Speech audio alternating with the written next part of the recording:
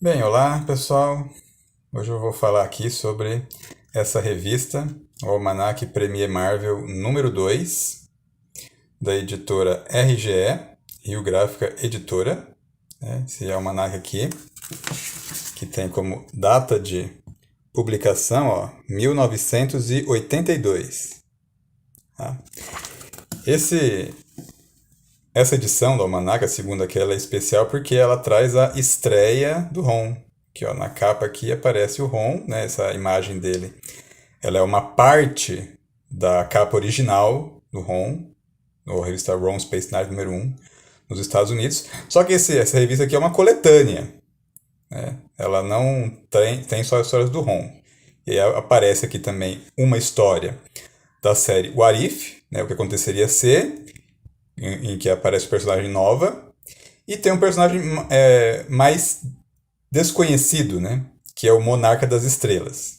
Então, né, esses três aqui, eles dividem a revista, tá? Mas nós vamos falar aqui sobre o Ron, tá? Porque é aqui que o Ron ele aparece pela primeira vez no Brasil, tá? Então aqui, abrindo a revista, além da propaganda do Nescau aqui, né, Super Nescau, energia que dá gosto, a gente tem aqui a página inicial, onde o Ron ele aparece pela primeira vez.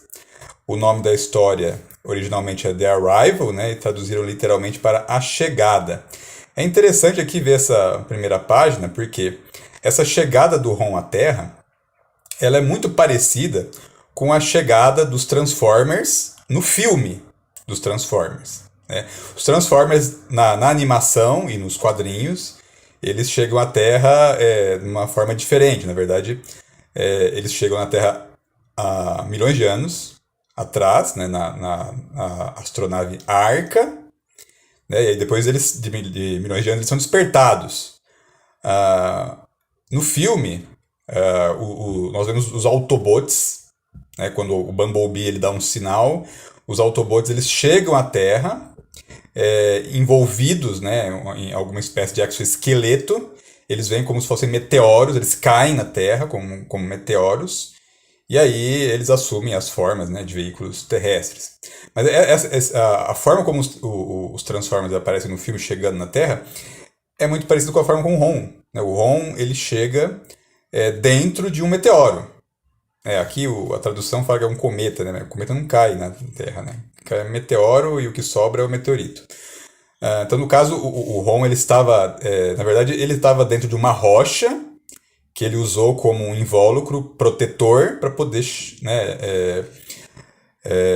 descer até a Terra, né? Porque ia ter o efeito né, da reentrada, né? Que ia superaquecer a armadura dele, então ele usou mais ou menos ali como uma proteção, né? E aí ele chega, então aqui nós vemos o Ron emergindo, né, da rocha na qual ele viajou, emergindo em meio às chamas. Então essa aqui é a primeira imagem do Ron, né, o Cavaleiro do Espaço. Aqui em cima, né, vem aqui a apresentação, né, o líder dos Cavaleiros do Espaço, Ron. Né? E é realmente o que que ele é o líder dos Cavaleiros do Espaço. Aqui adianta-se, né, uma explicação que ele vai dar, né? Mas na verdade a história, né, assim, o Ron ele começa mudo, né? Ele começa falando, ele vai até uma estrada ali, é de madrugada, né? Ele dá uma olhada ao redor, né? Vê que tem vida inteligente naquele planeta porque tem linhas de energia, né? Os cabos, né, de energia elétrica dos postes. E aí tá lá observando e de repente aparece um carro, é o carro onde está a Brandy Clark, uma técnica de laboratório que está voltando para a sua cidade, Clairton, naquele horário. Ela encontra o Ron, né, um robô, aparentemente, né, tem um robô de quase 2 metros de altura, com olhos brilhantes, vermelhos, intensos, piscando. Né, e ela se assusta ali, tenta desviar daquela criatura ali, e o carro dela quase sai da estrada. Né, o Ron agarra o carro pela traseira com as mãos, impede que ocorra um acidente. Em seguida, né, a Brandy sai do carro, assustada ali, né, e o Ron materializa do nada. Do nada aparece um aparelho na mão dele ali que emite uma forte luz vermelha. E ele projeta aquela luz contra ela. Ela fica assustada, pensando que é uma arma, né? Ela cai ali ao lado do carro, mas aí ela percebe que nada aconteceu. Ela está viva ainda. E aí ele desvia o olhar dele para a cidade, né? Aí nós, né, conhecemos uma outra capacidade dele, né? Nas costas ele tem retrofoguetes, ele os ativa. Aqui é interessante o design dos retrofoguetes do Ron, porque tem um princípio de física aqui, né? Você vê que os retrofoguetes eles não são alinhados, né? Eles estão num ângulo aqui aberto, de maneira que o que acontece? O Ron ele decola para cima porque a força resultante, né, dos retrofoguetes, cada um lançando, né, projetando numa direção aqui, acaba fazendo ele ir para cima, né? E aí ele voa, ele decola, né, sob o olhar ali atônito da Brandy Clark, né, sem saber o que é aquela criatura que apareceu ali na estrada, né, com um aparelho esquisito. Ela pensou que ia morrer, de repente ele vai embora. Bem, a cidade de Clairton, né, é uma cidade. Ela é ficcional, não existe Clairton, tá? Mas o estado onde ela é descrita existe, que é a Virgínia Ocidental, fica na costa leste dos Estados Unidos, é uma das 13 colônias originais. E ali é uma cidadezinha pacata, onde é aquela cidadezinha que todo mundo conhece todo mundo, né? Então tá amanhecendo, as pessoas dando bom dia lá, tá parecendo a Bela e a Fera, a animação da Disney, né? O pessoal, todo mundo lá dando bonjour, aqui é a mesma coisa. E é interessante que aí a história ela para num quadro aqui, né? Em que no cinema da cidade, no centro da cidade, está passando um filme, A Criatura do Espaço, né? Que é um tipo a referência ao que vai acontecer, né? Em seguida, e todo mundo assustado olhando, né? Olhando para quem, né? Para o Ron. O Ron pousou ali no centro da cidade, está com o seu aparelho ali, né? Com aquela luz intensa ali brilhando, né? E as pessoas assustadas, esperando para ver o que vai acontecer. A Brandy ela chega, né? Até a praça, vê aquela criatura metálica ali. E o Ron continua assim com seu aparelho procurando por alguma coisa, né? Ele projeta sobre as pessoas que estão ali na cidade aquela luz, as pessoas ficam assustadas, né? Quando vem que não acontece nada, né? Continuam ali paradas esperando alguma coisa acontecer, né? Poderiam talvez já fugir, né, imediatamente. Só que tem algumas pessoas ali que elas parece que conhecem o Ron, né? Tem dois homens especificamente na multidão e o Ron parece que detecta alguma coisa neles, diferente, e ele troca de aparelho. Aquele aparelho nas suas mãos some, surge um outro, e esse lança um raio diferente, né? E ele atira de forma fulminante, assim, dois disparos precisos e letais contra aqueles homens, e no lugar deles ficam só restos de cinzas no formato de seus corpos. Aí o pavor toma conta, é aquela correria, todo mundo fugindo. E a Brandy Clark, aquela que encontrou o Ron na estrada ali, fica parada ali, né? Talvez sem acreditar no que aconteceu ali, né? E ele olha para ela e vai se aproximando. Aí na hora que ela vem se aproximando, ela fica desesperada ali, né? E fala para ele ir embora, não tocar, né? Sai daqui. Aí a história muda, né? O prefeito já vai chamar apoio ali, né, da polícia, do exército, liga para Washington, né? Tem uma invasão alienígena aqui, né? E nós vemos que tem algumas pessoas ali na cidade que elas estão monitorando as ligações. A gente tem essa história aqui, né, do final dos anos 70, né? Então a gente tem aqui uma figura de telefonista na cidade, né? Tem uma telefonista, aí tem um policial e tem outras pessoas que estão agindo muito estranho, né? Como se elas soubessem mais sobre aquela criatura do espaço que aparentemente desintegrou dois habitantes, né? Do que os demais. Bem, então essas pessoas elas entram em contato com alguém de Washington, né? Sem o conhecimento do prefeito, e tem alguém em Washington que também está sabendo de alguma coisa a mais ali sobre aquela criatura. Bem, o Ron, nós sabemos que é o Ron, né? Porque nós, né, lá temos o recordatório e, claro, né, a história dele, né? Ele leva a Brandy até os arredores de Clairton, né, um campo ali, né? E ela não sabe o que aquela criatura metálica ali quer, né? Aparentemente um robô. Ele invoca um outro aparelho do nada, né? E aí de repente ele começa a falar inglês, né, fala a língua da Brand, ele fala que aquele aparelho é um tradutor, né? E então com ele aprendeu a língua dela, tipo, instantaneamente. E aí ele vai contar quem ele é, né? Ele vai falar. Primeiro ela pergunta, né? Porque ele matou aquelas pessoas. Ele fala que não matou aquelas pessoas, que elas não eram humanas, não eram terráqueas. E aí ele vai contar a história dele, né? Ele vai contar a lenda dos Cavaleiros do Espaço, né? Então senta que lá vem a história. Ele conta que há séculos atrás, né? Do planeta dele, Galador partiu uma frota de naves que tinham por objetivo compartilhar o conhecimento tecnológico com outras civilizações.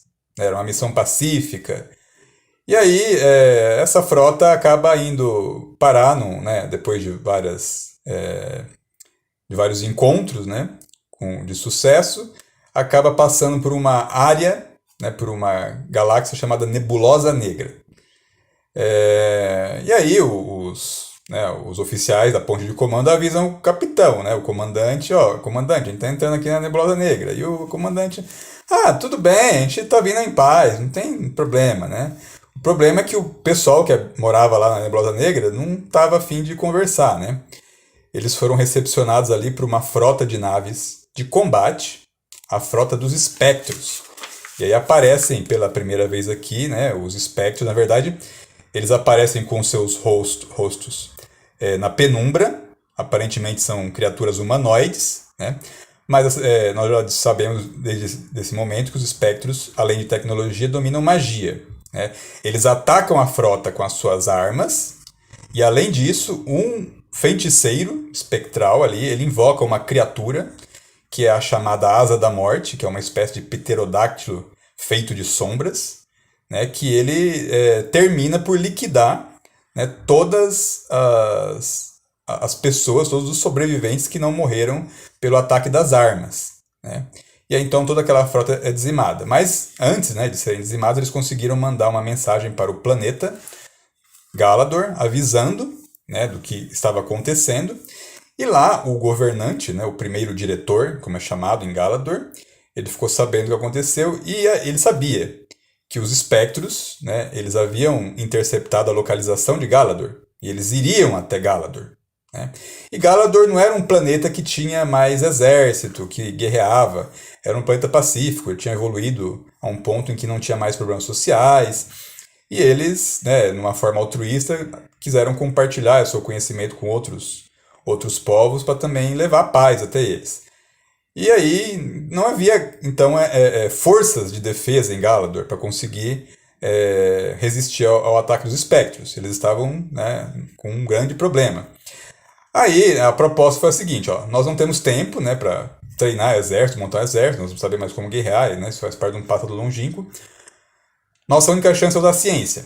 Vamos chamar voluntários e transformá-los em ciborgues. Né? Transformando-os em ciborgues, nós podemos criar, então, um exército de armas vivas. Mas ninguém queria virar ciborgue. Né? Você acha que você vai... faz uma abaixada não, né? Você faz uma chamada aí, né? Quem quer virar ciborgue? Né? Acho que talvez não tenha muitos candidatos.